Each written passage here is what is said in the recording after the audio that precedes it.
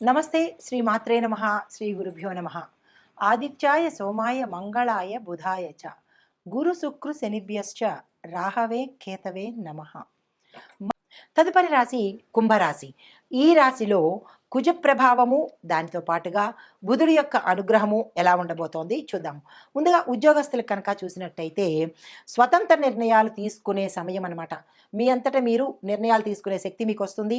అవి సక్సెస్ అయ్యే అవుతాయి. కాబట్టి నిరుద్యోగులు, ఉద్యోగులు, ఈ రాశిలో ఉండే ప్రతి ఒక్కళ్ళు మీ సెల్ఫ్ డెసిషన్స్ తీసేసుకోండి. అవి సక్సెస్ని ఇస్తాయి. ఎందుకంటే బుధుడు కూడా తోడయ్యాడు కాబట్టి మీ బుద్ధి మరింత వికసిస్తుంది. కరెక్ట్ డెసిషన్సే తీసుకునే అవకాశం కలుగుతుంది. దీంతోపాటు వ్యాపారస్తులకు, ప్రైవేటు అండ్ టెక్నాలజీ రంగంలో ఉండే వ్యాపారస్తులకు విశేషమైన వృద్ధి కనపడుతుంది. మీరు ఊహించని లాభాలు రావడము, మీరు ఎక్కువగా ఒకటే దీంతో నడిపిస్తున్న వాళ్ళు బ్రాంచెస్ పెట్టుకునేటట్టు, విస్తరణ అయ్యేటట్టు గోచరిస్తోంది. మీరు ఆ ప్రయత్నాలు తప్పనిసరిగా తీసేసుకోండి. బ్రాంచెస్ పెట్టడానికి కానీ, లేదా వ్యాపార విస్తరణకు కానీ, లేదా ఇలాంటి టెక్నాలజీనే దానికి సంబంధించిన సిస్టర్ కన్సర్న్స్ పెట్టుకోవాలనుకున్న ఈ సమయం చాలా మంచిది. కాబట్టి మీరు వెంటనే ప్రారంభించుకోండి. మంచి లాభాలు రావడము, పేరు కూడా మీకు వస్తుందన్నమాట. పలానా అంటే వ్యాపారస్తులకు మంచి నమ్మకస్తులు, వాళ్ళ దగ్గరికి వెడదాము, ఇలాంటి మంచి మంచి పేర్లు కూడా మీరు పొందే అవకాశము కనబడుతోంది. ఇంకా ఆరోగ్యపరంగా చూసినట్టయితే కనుక ఊపిరితిత్తుల సమస్యలు వచ్చే అవకాశము, తరువాత లంగ్స్ డ్యామేజ్ అయ్యే అవకాశము, దానితో పాటు హార్ట్కి సంబంధించినటువంటి బ్లాకేజెస్, అంటే ఆపరేషన్స్ జరగడం కానీ, కొలెస్ట్రాల్ వల్ల బ్లాక్ అవ్వడం కానీ, బ్లడ్కు సంబంధించిన సమస్యలతో పాటు ఊపిరితిత్తులు, లంగ్స్కి సంబంధించిన ఆస్తమా, ఇలాంటి సమస్యలు వేధించే అవకాశం ఉంది. వెంటనే డాక్టర్ పర్యవేక్షణ తప్పనిసరిగా తీసుకోండి. దీంతోపాటు కుటుంబ పరిస్థితిగా చూసినట్టయితే ఇంట్లో పెద్దల ఆరోగ్యం మీద తప్పనిసరిగా మీరు శ్రద్ధ పెట్టాలి. వారికి ప్రమాదాలు అయ్యే అవకాశం కనపడుతోంది. మీ పట్ల, మీ యొక్క పెద్దల పట్ల జాగ్రత్తలు తీసుకోండి. లైఫ్ స్టైల్ని మార్చుకోండి. గతంలో అనారోగ్యంగా ఉన్న వాళ్ళు మీ ఆరోగ్యం మీద శ్రద్ధ పెట్టండి. ఎక్కడ పడితే అక్కడ తినేయడము, ఏది పడితే తినేయడము, ఇలాంటి పనులు మానుకోవడము. లంగ్స్ గురించి చెప్పుకున్నాం కాబట్టి అది ఎక్కువగా ఎవరికి వస్తుంది అంటే కనుక మట్టిలో పనిచేసే వారికి, ధూళిలో పనిచేసే వారికి, సిగరెట్టు, స్మోకింగ్ తాగే ఎక్కువగా అలవాటు ఉన్న వాళ్ళకి ఈ ప్రమాదాలు వచ్చే అవకాశం ఉంది. మీరు జాగ్రత్తలు తీసుకోండి. ట్రాఫిక్లో వెళ్ళేటప్పుడు కొంచెం నియంత్రణ పాటించండి. మిగతా అందరికీ చెప్పలేదు, ఎవరికైతే ఈ ప్రమాదాలు ఉన్నాయో, ఊపిరితిత్తుల సమస్యలు కొన్ని రాశుల వాళ్ళకే వస్తాయి కాబట్టి వారికి ప్రత్యేకంగా చెప్తున్నాను. తగు జాగ్రత్తలు తప్పనిసరిగా తీసుకోండి. అయితే మీకు చెప్పదగిన రాశి ఫలంగా పరిహారాలు ఏంటంటే కనుక మంగళవారం నాడు రక్తదానం చేసే ప్రయత్నం పెట్టుకోండి. ఒకరికో ఇద్దరికో, ఎంతమందికి అయితే మీకు శక్తి ఉంటే అంతమందికి రక్తదానం ఇచ్చే ప్రయత్నం తప్పనిసరిగా పెట్టుకోండి. ఆ కుజుడు అనుగ్రహిస్తాడు. దీనితో పాటుగా మంగళవారం నాడు శివుడికి రుద్రాభిషేకం తప్పనిసరిగా చేయించండి. ఇందాక మనం అనుకున్నట్టుగా పరిహారాల్లో ఏకాదశ రుద్రాభిషేకం శివుడికి చేయిస్తే కనుక కుజదోష నివారణ కూడా పోయే అవకాశం ఉంది. మరొక విషయం ఏంటంటే ఈ రాశిలో ఉండేవారికి, వివాహం కాని వారికి, స్త్రీలకైనా పురుషులకైనా కుజదోషం ఉందేమో అనేది ఒకసారి చెక్ చేయించుకుని అప్పుడు వివాహ ప్రయత్నాలు చేయండి.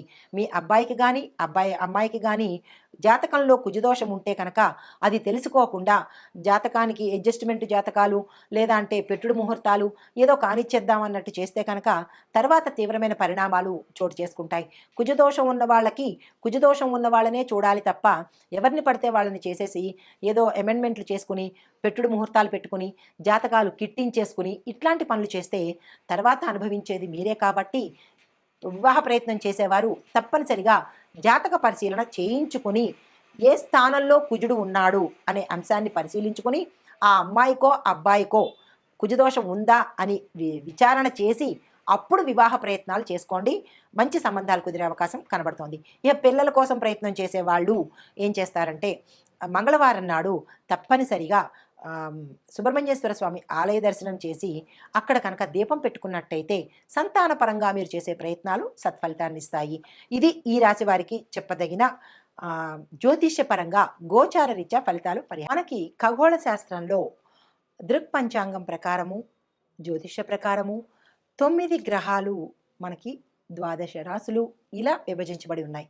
అయితే ఒక్కొక్క గ్రహానికి ఒక్కొక్క ప్రత్యేకత, ఒక్కొక్క విశిష్టత, వాళ్ళిచ్చే ఫలాలు, పరిహారాలు ఎలా ఉంటాయి అనేది ఒక అంశమైతే, ఒక్కొక్క గ్రహానికి, శని గ్రహానికి, రాహుకేతువులకి, కుజుడికి, రవికి, చంద్రుడికి ఇలా వారి వారి యొక్క ప్రత్యేకతలు వారివి అయినప్పుడు, వారు ఈ రాసుల మీదకి పరిగణలోకి తిరుగుతున్నప్పుడు, ఉదాహరణకి కుజుడు ఇప్పుడు మిథున రాశిలోకి వస్తున్నాడు అంటే ఆయన యొక్క ఫలితాలు ఒక్కొక్క రాశిలో ఎలా ఉంటాయి, ఇది కామన్. ప్రతిసారి మనకి ఖగోళంలో ఈ మార్పు చేర్పులు జరుగుతూ ఉంటాయి, తిరుగుతూ ఉంటారు. అప్పుడు తిరుగుతున్నప్పుడు మనకి ప్రత్యేకంగా ఒకరోజు ఒకలాగా, ఒక వారం అంతా ఒకలాగా, ఒక నెలంతా ఒకలాగా, ఇలాగా వారి యొక్క పరిభ్రమణను బట్టి, వారి యొక్క గమనాన్ని బట్టి మనకి స్థితిగతులు మారిపోతూ ఉంటాయి, ఆరోగ్యాలు మారిపోతూ ఉంటాయి. లేదా మన యొక్క ఫలితాలు ఒకరోజు ఒకలాగా, ఒకరోజు ఇంకొకలాగా, ఆకస్మికంగా ధనం రావడము, ఆకస్మికంగా ధనం పోవడము, ఇలాంటి చిన్న చిన్న అంటే దుష్ప్రభావాలు, మంచి ఫలితాలు కూడా ఇస్తూ ఉంటారు. అందులో భాగంగా ఇప్పుడు ప్రస్తుత అంశము కుజుడు మిథున రాశిలోకి ప్రవేశించేటప్పుడు ఎలాంటి ఫలితాలు ఇస్తున్నాడు, అది మేషాది ద్వాదశ రాశుల వారికి ఎలా ఉండబోతోంది అనే దాన్ని చెప్పుకునే దానికి ముందు, కుజుడు అనేది ప్రత్యేకమైన గ్రహం అనమాట. అంటే జ్యోతిష శాస్త్ర ప్రకారము కుజుడిని అంగారకుడు అంటారు. అంటే ఆయన ఎర్రని రంగు కలిగిన వాడనమాట. అయితే ఈ గ్రహాలన్నిటిలోకు ఈ కుజగ్రహానికి కొంచెం భయపడతారు. ఎక్కడ భయపడతారు అంటే, ఆరోగ్యరీత్యా కొంతమందికి ప్రభావాన్ని చూపిస్తాడు, వివాహానికి సంబంధించి విపరీతమైన ప్రభావాన్ని చూపిస్తాడు. అంటే ఈ కుజగ్రహానికి అధిపతిగాను మనం సుబ్రహ్మణ్యేశ్వర స్వామిని ఎక్కువగా పూజిస్తూ ఉంటామన్నమాట. అంటే సర్పరూపంలో ఉన్న సుబ్రహ్మణ్యేశ్వర స్వామి అధిదేవత, అంటే కుమారస్వామి అధిదేవతుడుగా మనం పూజన చేస్తాము. అయితే ఈ కుజగ్రహానికి ఎందుకు మనం ఇంత భయపడతాము అంటే కనుక, గ్రహాలకు అధిపతిగా ఈయన్ని మనం కొలుస్తాము. కుజగ్రహము గ్రహాలన్నిటికీ కూడా అధిపతి అన్నమాట.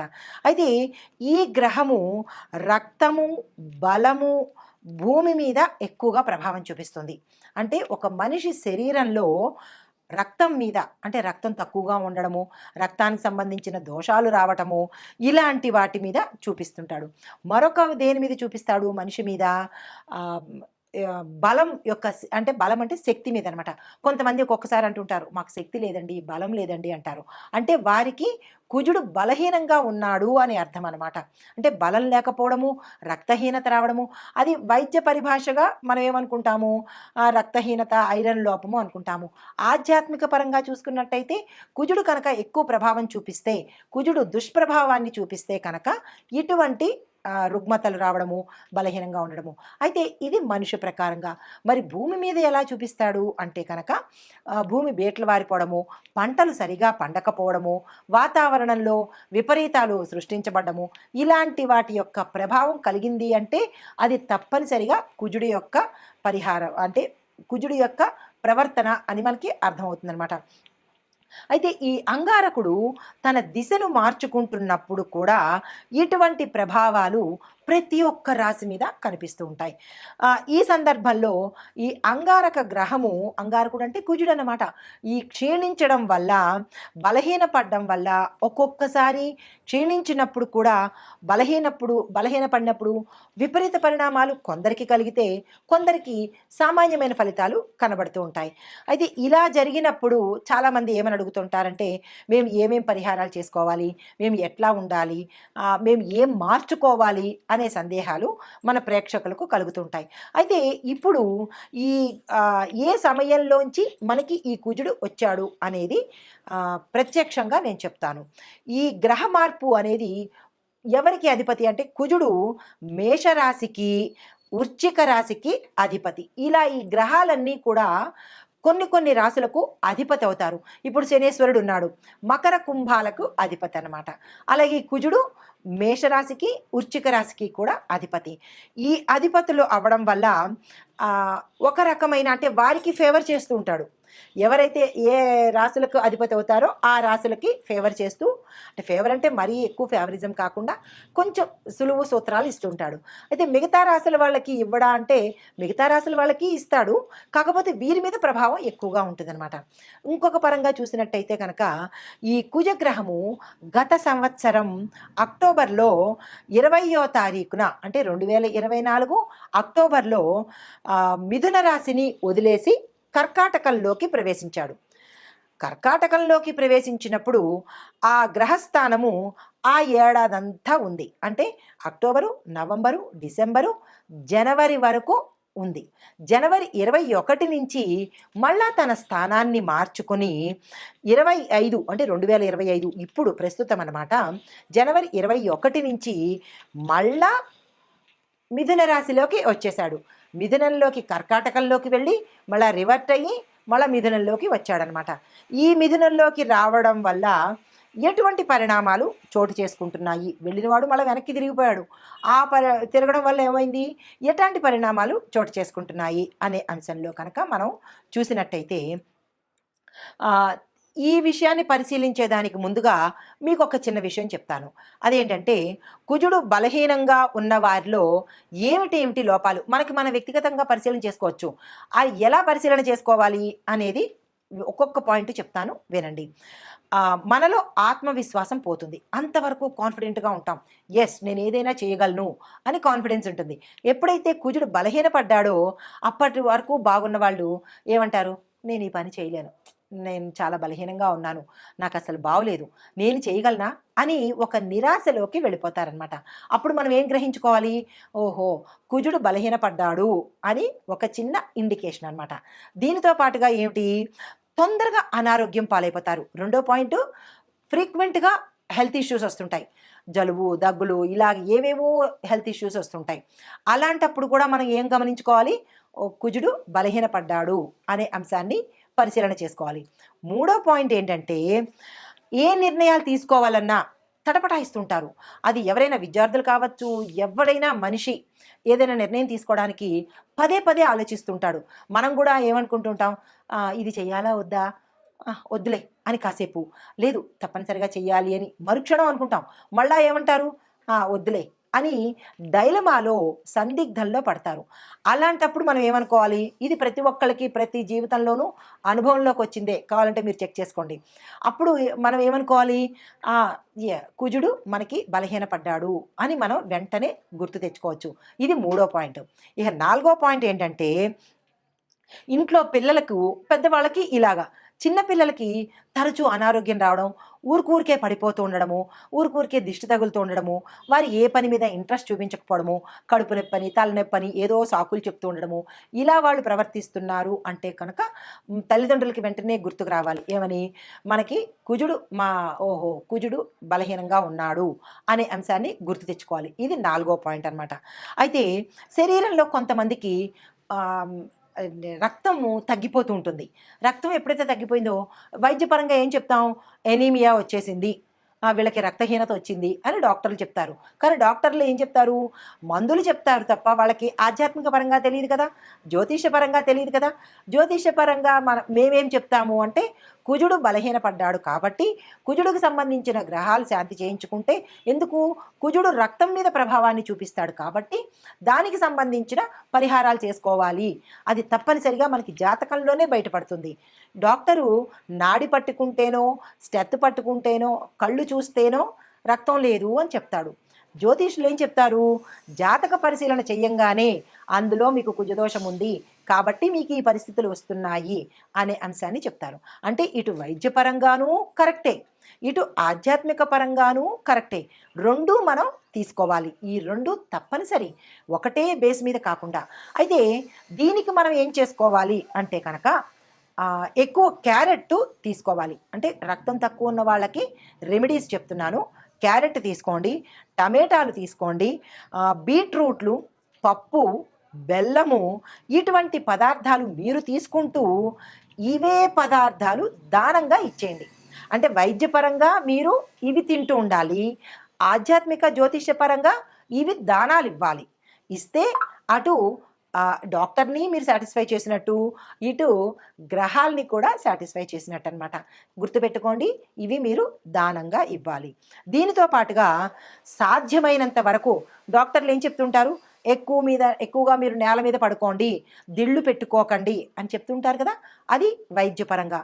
అయితే ఇప్పుడు జ్యోతిషపరంగా కూడా మనం ఏం చేయాలి, కుజగ్రహం తక్కువగా ఉన్నప్పుడు, బలహీనంగా ఉన్నప్పుడు తప్పనిసరిగా మీకు ఈ సిమ్టమ్స్ కనపడుతుంటే నేల మీదే పడుకోండి. ఎందుకు అంటే కుజుడు అంటే అంగారకుడు భూమిపుత్రుడు కదా, కాబట్టి భూశయనం తప్పనిసరి అన్నమాట. అప్పుడు కొంత గ్రావిటేషనల్ పవర్గా, అంటే నేను మీకు రెండూ చెప్తున్నాను, ఆధ్యాత్మికంగాను చెప్తున్నాను, అంటే ఆధ్యాత్మికం అంటే జ్యోతిషపరంగాను చెప్తున్నాను, ఇటు వైద్యపరంగాను చెప్తున్నాను. ఈ వైద్యపరంగా కూడా ఏం చేయొచ్చు, మనం నేల మీద పడుకోవచ్చు. నేల మీద ఎందుకు అంటే భూమికి గ్రావిటేషన్ పవర్ ఉంటుంది కాబట్టి మనలో ఏదైనా శక్తిహీనత ఉంటే, వెంటనే నెగిటివిటీ ఉంటే అది భూమి తీసేసుకుంటుంది అనమాట. ఆ పరంగా భూమి మీద పడుకోమని చెప్తారు. ఇటు జ్యోతిషపరంగా అంగారకుడు భూమిపుత్రుడు కాబట్టి భూశయనం చేస్తే మనకి రక్త ప్రసరణ ఎక్కువగా, నరాలు యాక్టివేట్ అయ్యి రక్త ప్రసరణ వృద్ధి అవుతుంది. ఇది రెండు పరంగా చెప్తున్నాను, జాగ్రత్తగా వినుకోండి. దీంతో పాటుగా ఏం చేయొచ్చు అంటే కనుక ప్రతిరోజు సూర్యుడికి నమస్కారం పెట్టాలి, తప్పదు. సూర్యుడికి నమస్కారం పెడితే కొంత పరిహారం కలుగుతుందన్నమాట. దీనితో పాటుగా మరికొంత ఏంటంటే చిన్న చిన్న పరిహారాలు చెప్తాను, ఆ పరిహారాలు జ్యోతిష్యపరంగా చెప్తాను. ఇప్పుడు కుజుడు మనకి ఎలాంటి ఫలితాలు ఇస్తాడు అనే అంశాన్ని చూసాం కదా. అయితే ఈ కుజదోష నివారణలు మనం ఆధ్యాత్మిక పరంగా, జ్యోతిష పరంగా ఎలా చేసుకోవాలి అనేది ఒక్కొక్క పాయింట్గా చెప్తాను. వీలైతే నోట్ చేసుకోండి, లేదా అంటే మళ్ళా చూసుకోండి. చాలా మోస్ట్ ఇంపార్టెంట్ అయిన రెమెడీస్ నేను మీకు అందిస్తున్నాను. కుజదోష నివారణకు శివాలయంలో ఏకాదశ రుద్రాభిషేకం చేయించుకోవాలి, మొదటి పాయింట్. 7 మంగళవారాలు చేయించుకోవాలి. మీకు సందేహం రావచ్చు ఎన్నిసార్లు చేయించుకోవాలి అని. 7 మంగళవారాలు శివాలయంలో ఏకాదశ రుద్రాభిషేకం చేయించుకోవాలి, మొదటి పాయింట్. అది ఎప్పుడు చేయించుకోవాలి, ఉదయం 7 గంటల లోపల, ఇది ఫస్ట్ పాయింట్. తరువాత నాగుల పుట్టను దర్శనం చేసుకొని పుట్టమన్ను చెవికి ధరించాలి, ఇది రెండో పాయింట్, తప్పనిసరిగా చేసుకోవాలి. మూడో పాయింట్, ఆదివారం నాడు ప్రతిరోజు అంటే ప్రతి ఆదివారం నాడు సాయంత్రం 4:30 గంటల నుంచి 6 గంటల లోపుగా నిమ్మకాయ డొప్ప మీద దీపారాధన చెయ్యాలి. తరువాత సుబ్రహ్మణ్య అష్టకం చదవాలి, తప్పనిసరి, గుర్తుంది కదా. తరువాత మూడో పాయింట్, కుజదోష నివారణకు 12 రోజుల పాటు 9 సార్లు 12 రోజులు అంటే ఒక్కొక్క రోజు 9 సార్లు సుబ్రహ్మణ్యేశ్వర స్వామి అష్టోత్తర శతనామావళి చదవాలి. అష్టమూలిక తైలంతో సుబ్రహ్మణ్యేశ్వర స్వామి వారికి దీపారాధన తప్పనిసరిగా చేసుకోవాలి. మరి ఒక పరిహారము, శని ఆది సోమవారాల్లో అష్టమూలికా తైలంతో సుబ్రహ్మణ్యేశ్వర స్వామి వారికి మట్టి ప్రమిదలో ఎర్రని ఒత్తు వేసి దీపారాధన చేసుకోవాలి. ఎరుపు రంగు కుజుడికి ప్రతీక కాబట్టి, ఇష్టపడతాడు కాబట్టి ఆ పరిహారం తప్పనిసరిగా చేసుకోండి. తరువాత సుబ్రహ్మణ్యేశ్వర స్వామి కరావలంబ స్తోత్రము 11 రోజుల పాటు 80 సార్లు చదవాలి. ఇందులో ఎటువంటి డిస్కౌంట్లు లేవు, ఎటువంటి అమెండ్మెంట్స్ లేవు. మళ్ళా చెప్తున్నాను, కుజగ్రహము చాలా తీవ్రమైన పరిణామాలు ఇస్తాడు కాబట్టి చాలా జాగ్రత్తగా దగ్గర పెట్టుకొని మళ్ళా రాసుకునో లేకపోతే మళ్ళా చూసో ఈ పరిహారాలు ప్రతి ఒక్కరూ, కుజదోషం ఉన్నవాళ్ళు, అందులో ఇప్పుడు నేను చెప్పబోయే ప్రతి రాసుల్లో ఉన్నవాళ్ళు కూడా ఈ పరిహారం చెయ్యాలి. సుబ్రహ్మణ్య కరావలంబ స్తోత్రం 11 రోజుల పాటు ప్రతి ఒక్క రోజు 80 సార్లు తప్పనిసరిగా చదవాలి. మరి ఒక పరిహారము, కుజదోష నివారణకు సుబ్రహ్మణ్యం మాలా మంత్రం అని ఉంటుంది. దాన్ని 42 రోజుల పాటు రోజుకు ఒక్కసారి తప్పనిసరిగా చదవాలి. ఇప్పుడు ఇంత వివరంగా చెప్పాను కదా. ఈ పరిహారాలు మీరు ఎక్కడ రాసుకుంటారో రాసుకోవడమో వినడమో చేసుకుని, ఈ పరిహారాలు కుజదోషం ఉన్నవారు మీ జాతక పరిశీలన చేయించుకుని తప్పనిసరిగా ఈ పరిహారాలు చేయాలి. ఇందులో డిస్కౌంట్స్ కానీ, అమెండ్మెంట్స్ కానీ, ఎటువంటి కన్సెషన్స్ కానీ ఉండవు. ఈ నివారణలు, ఈ ఉపాయాలు తప్పనిసరిగా ఇప్పుడు కుజగ్రహము మిథున రాశిలోకి ప్రవేశించడం వల్ల మొత్తం మీద ఒక్కొక్కరికి ఎలా ఉండబోతోంది అంటే, అన్ని గ్రహాలు అన్ని రాశుల వాళ్ళకి ఉద్యోగస్తులకు ఒత్తిడి పెరుగుతుంది, కానీ కొత్త అవకాశాలు వస్తాయి. వ్యాపారస్తులకు పెట్టుబడుల్లోనూ మంచి అవకాశాలు వస్తాయి. కొన్ని వ్యాపారాలు నష్టాల్లోకి వెడతాయి. ఆరోగ్యపరంగా చూసినట్టయితే శస్త్రచికిత్సలు జరగడము, హృదయానికి, లంగ్స్కి, తర్వాత జీర్ణ వ్యవస్థకు, ఇలా మేజర్ పార్ట్లకు ఇబ్బంది కలిగే అవకాశం ఉంది. అది జాగ్రత్తలు తీసుకోండి. కుటుంబ పరంగా ఒత్తిడులు, విడిపోవడాలు, ఇలాంటి సమస్యలు కనబడుతున్నాయి. అవి జాగ్రత్తలు తీసుకోండి. అయితే ముఖ్యమైన పరిహారాలు ఓవరాల్గా చెప్పదగినది ఏంటంటే, హనుమాన్ చాలీసా ప్రతి ఒక్కళ్ళు 3 సార్లు చదవవలసిందే. తరువాత రక్తదానం తప్పనిసరిగా చేయాల్సిందే. ఎర్రని వస్త్రధారణ ప్రతి మంగళవారము ధరించవలసిందే. గోపూజ, శివపూజ తప్పనిసరిగా చేయవలసిందే.